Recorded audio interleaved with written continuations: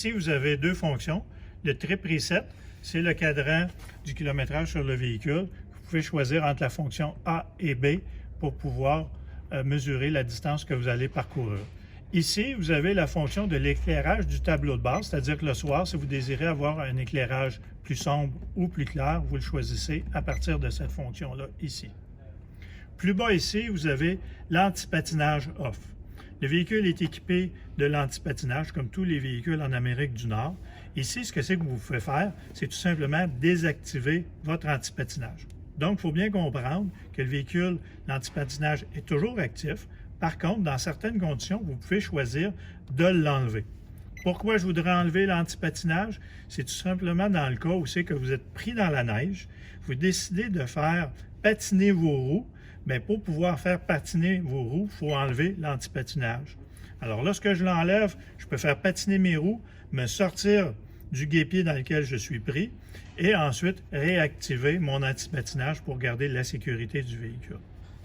Lorsque le véhicule en est équipé, ici, c'est le volant intelligent, c'est-à-dire lorsque j'ai le Cruise Control Pro Pilote, je peux choisir si je veux activer le volant pour que le véhicule se dirige par lui-même. Lorsqu'un modèle est équipé de la valise électrique, bien, je peux tout simplement ouvrir le haillon arrière électriquement de l'intérieur et le refermer de l'intérieur. Et ensuite, j'ai mon réservoir d'essence, c'est-à-dire pour ouvrir le bouchon à essence, bien, je fais tout simplement peser sur le bouton pour pouvoir l'ouvrir.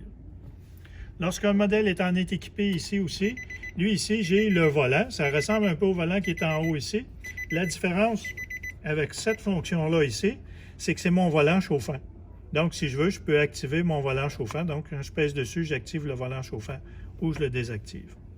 La fonction All-Wheel Drive Lock, c'est tout simplement pour barrer le véhicule sur les 4 roues motrices dans certaines conditions. Exemple, si je suis pris dans la neige, bien, ce que c'est que je peux faire? Bien, je peux barrer le véhicule sur les 4 roues motrices et jusqu'à une vitesse de 30 km/h, tout simplement avoir une traction et une propulsion distribuée 50-50 entre les roues avant et arrière.